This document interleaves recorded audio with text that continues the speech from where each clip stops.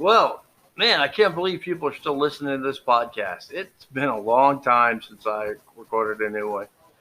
Well, first off, let me start by saying the Veterans Administration can apparently give you medication that doesn't work real well together. So I had a really bad time. Couldn't walk, really shaky legs. Just totally wiped me out for a couple months. And so I'm just getting back on my feet and having a rough time of it. So that being said, I'm never going to give up. So I'm back. Doesn't mean that I'm 100%. Does mean though that I'm never going to give up. So that's a good thing, right? Bad thing is, it knocked me down a couple pegs, and it's definitely taken it out of me.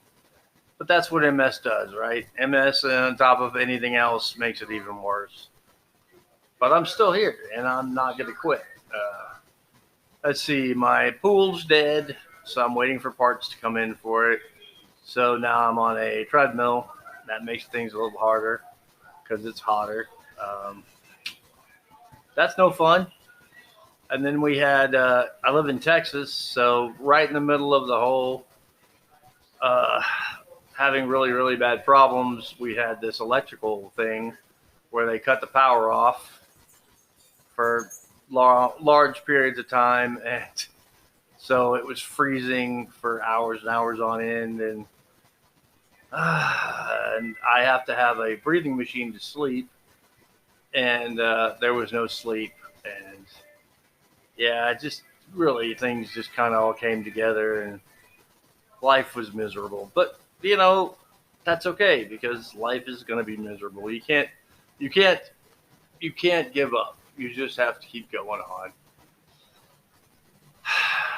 And I wish I could say that, I wish I could say that I felt better for it and that I had come to a point where it's over, but I think it's going to take a long time to get back up to 100% or 30% or wherever I normally run at. But I'll be okay. I really hope that your lives are doing better and that you can feel uh, that there's still people out there that share your feelings and understand how you feel because I sure do. And I want to be part of your daily, even though it's hard for me to be part of your monthly or your semi-annually or whatever. Um, Multiple sclerosis is a rough thing, it never gives up, so you can't give up. It's one of those constant battles that just keeps on going and going and going, and you know it's it's an uphill. It's a constant uphill fight. You're not gonna you're not gonna win, but you can't let it know that. So sometimes you feel really defeated. I know I do right now. Uh, it's one of those places you have to find that place inside you that says, okay, I know I feel defeated, and I know that there's got to be a point that there's a point that I've run out of juice, but I'm gonna still keep going on. We all get there, right? We all get there. When I was a kid, I got picked on a lot. I mean, I got picked on a lot. My mom didn't really want to take care of me, and my dad was a lawnmower mechanic and mowed lawns for a living, and he didn't make a lot of money. And so they sent me to school when I was a lot younger than the other kids, and I was smaller, and I got picked on just a ton.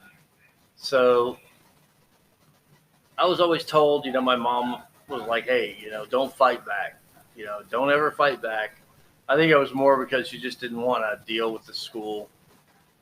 But it got to the point where I had to fight back. There just wasn't a lot of choice. So, uh, but it was like fighting back against the whole school. It was a Catholic school, and a lot of the kids were just terrible, just terrible kids. And so I went to my dad, and my dad was really a drunk. He drank a lot of alcohol, and I told him, I said, Dad, it's the whole school. I mean, during recess, they all gang up on me, and it's just everybody in my class. They just keep ganging up on me, and there's just nothing I can do. My dad said, during lunch, fill up your pockets full of black pepper. And when they start ganging up on you and they get all around you, pick out the biggest kid and jump on him and just cover his eyes full of black pepper. Just rub it in his eye and just get on that kid and start kicking and scratching and biting and just don't come off of him until those nuns drag you off of him. And he said, the kids that see that, they'll get a new respect for you. They'll understand that they're dealing with somebody that just won't stop, that's vicious, that has no, has no point that he's afraid. The nuns will have to come drag him off. The other kids can't stop him. And so I did it.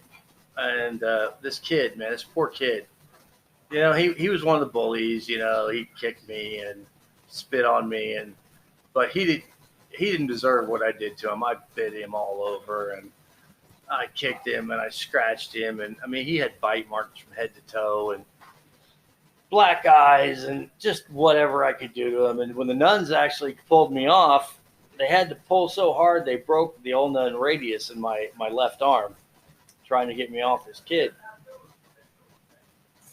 And from that point forward, though, I didn't get picked on again at that school. And so the advice was pretty sound. I mean, my dad's advice was pretty sound, although it was not exactly the best advice, something you wouldn't want to give your kids. But it worked. And so I always think about that when I'm at my lowest point with this disease, because I always imagine this disease as these group of bullies picking on me, And I'm always looking for the worst part of this stuff so I can just jump out and attack it.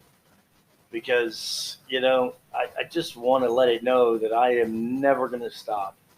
And it needs to back off because I won't ever give up. So, I mean, it's just one of those things that from my childhood that I remember. And that was a long time ago. I mean, nowadays, you would probably get kicked out of school and they'd never let you go back if you did something like that. But back then, things were a lot different. Anyhow, this is short. I just want to let you know that I'm still alive, and hopefully you get something out of this, and God bless you.